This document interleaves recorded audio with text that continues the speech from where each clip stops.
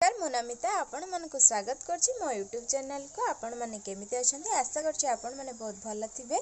वीडियोटी को पूरा देखंतु आउ लाइक शेयर कमेंट तो निहाती करिवे।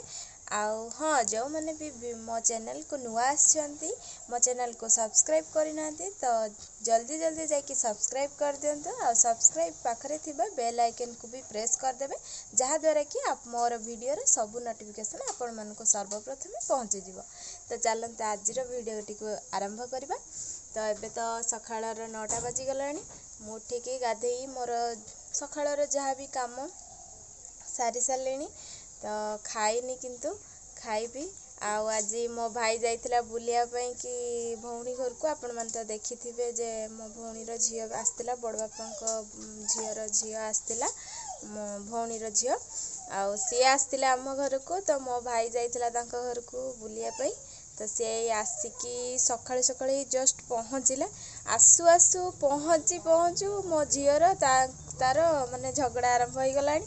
आपण मन तो समस्ते देखिथिबे जे सब बेले तांकर झगड़ा लागथिबो ये मो झियर आ तार। तो चलन देखिया से कौन सब करचंदी से झगड़ा लागुचंदी। मो झियो कांदुची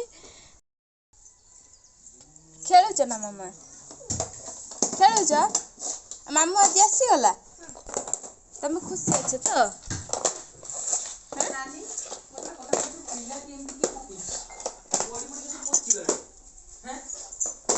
तमे केते दिन बुलिया को गला समस्ते तुमको बहुत मिस कले।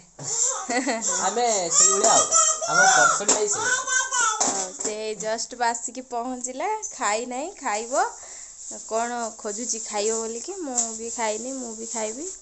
तो मु रोसई करूची एबे खाइबा पई कि जस्ट फ्राइड राइस बनैछि बनैबी बोली कि चलैछि काम चलैछि मु एटी हेई गलानी। एथरे खाली भात पकई देबी तो ये एटा हेई गलानी एथरे खाली भात पकई देबी एटा फ्राइड राइस हेजिवो। मु एमती जहाँ आसे मते रोसई मते सेमती भल रोसई आसेनी। हाँ कंट्रोल जाके हाँ भल चाउल काली जाइथिलु कंट्रोल कंट्रोल रु चाउल सब नहीं आसिलु। देखंतु मो झियो सोईथिला खाइकी एबे उठिची एबे 4टा बाजिलानी सोईकी उठिची किंतु उठुनी माने एमती कांधरे से एमती सोईकी रहिबो तार टिके टाइम लगे ताको उठिकी फ्रेश हवा पे चो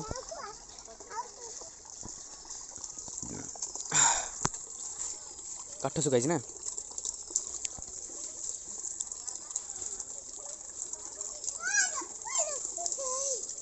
काई लगाई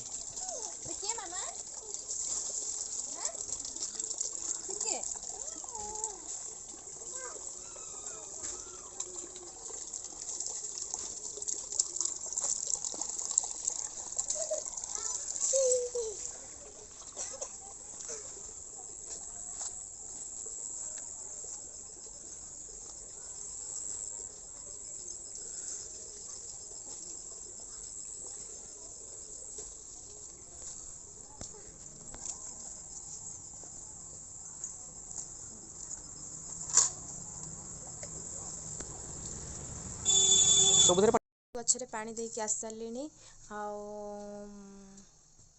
मते सेमती किसी बेसी गछ लगे आसेनी किंतु मु जहाँ भी टिके टिके छोट छोट गछ लगेइछि। तो आपण माने वीडियो रे भी देखिथिबे मु टिके गछ लगाय पई भल पाए गछरे पानी देबा पई भी। आ मु आगरू फास्ट वीडियो रे आपण देखिथिबे बापा थिले तो बापा सबुबले ही गछ लगे तांकर बहुत इच्छा से सबुआड़े गछ लगाती गछ माने सब परिष्कार परिच्छन्न गछ लगेबा केमती कौन करती से करके सब गछ लगाती। तो से माने बहुत भल पाते गछ लगे ये से सब काम मु तांकठो टिके टिके जस्ट जानी माने कि तांको सांगरे जेतले बापांकर देह खराब होइतिला तो सी काम करि पार नथिले माने हणाहणी काम करि पार नथिले। तो मते कहंती कि आसे काम टाइम करवा कौन करवा ସେଠୁ ମୁଁ ଶିଖିକି ସେମିତି ଯାହା ଜଷ୍ଟ ଟିକେ ଟିକେ, ତ ବାପା ତ ନାହାନ୍ତି, ବାପା ଥିଲେ ବହୁତ ଗଛ ଲାଗିଥାନ୍ତା, ବହୁତ ସେ ମାନେ ବହୁତ ସାରା ଗଛ ଏତେବେଳକୁ ଲାଗି ସାରନ୍ତାଣି। ଆର ବର୍ଷ ବହୁତ ଗଛ ଲଗାଇଥିଲେ, ଗତ ବର୍ଷ। ବାପା ତ ନାହାନ୍ତି, ଆଉ କ'ଣ କରିବା ଆଉ, ଜୀବନରେ ତ ଦୁଃଖ ସୁଖ ସବୁବେଳେ ଲାଗି ରହିଛି। କେତେବେଳେ କାହାର କ'ଣ ହେବ ସେଇଟା ତ ଆମେ ବି ନିଜେ ଜାଣିନୁ। ଆଜି ବଞ୍ଚିଛୁ, କାଲିକି କ'ଣ ହେବ ସେଇଟା ଆମେ ନିଜେ ବି ଜାଣିନୁ। ତ ସେଇ ସବୁ ମାନେ ବହୁତ ଭିତରେ ଜୀବନ ତ ଏମିତି କଟୁଛି। ଆଉ ତ ଆପଣମାନଙ୍କ ସହିତ ମୁଁ ସେଇଟା ସେୟାର କରିନଥିଲି, କାହିଁକିନା ବାପା ଥିଲାବେଳେ ମୁଁ ଭିଡ଼ିଓ ଷ୍ଟାର୍ଟ କରିଥିଲି, ୟୁଟ୍ୟୁବ୍ ଚ୍ୟାନେଲ୍ଟା ଷ୍ଟାର୍ଟ କରିଥିଲି। କିନ୍ତୁ ଷ୍ଟାର୍ଟ କରିବା ପରେ ବାପାଙ୍କର ଯେତେବେଳେ ହଠାତ୍ ଏମିତି ମାନେ ବାପା ଚାଲିଗଲେ, ସେତେବେଳେ ମୁଁ ଆଉ ଭିଡ଼ିଓ ବି ମାନେ ମନ ବି ହେଲାନି, ଇଚ୍ଛା ବି ହେଲାନି କି ଭିଡ଼ିଓ କ'ଣ ବନେଇବ, କ'ଣ କରିବ।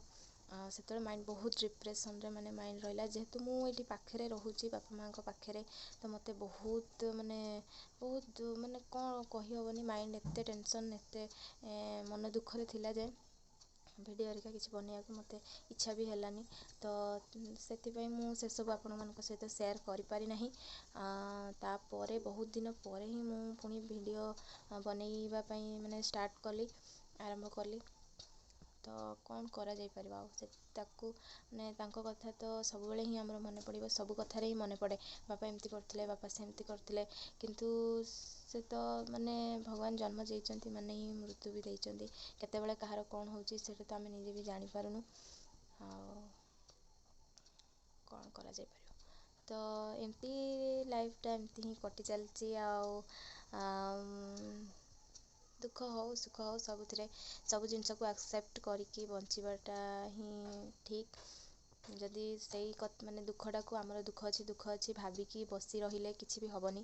କିନ୍ତୁ ତାକୁ ଯଦି ମାନେ ସମସ୍ତେ ମାନେ ଭାବିବା କି ଆରେ ଯାହା ବି ଅଛି, ଦୁଃଖ ହଉ ସୁଖ ହଉ, ଯାହା ବି ଅଛି ଆମ ଭାଗ୍ୟରେ ଯାହା ବି ଲେଖା ଥିବ ତାହା ଆମକୁ ମିଳିବ। ତ ଆମେ ସେମିତି ଆମ ଲାଇଫ୍ଟାକୁ କାଟିବା। ଯେତିକି ଦିନ ବଞ୍ଚି ରହିଛେ ସେତିକି ଦିନ ଆମେ ସମସ୍ତଙ୍କୁ ଖୁସି ଦେବା, ଆଉ ନିଜେ ବି ଖୁସିରେ ରହିବା ପାଇଁ ଚେଷ୍ଟା କରିବା। ମୁଁ ଏହା ହିଁ ଭାବେ ସବୁବେଳେ।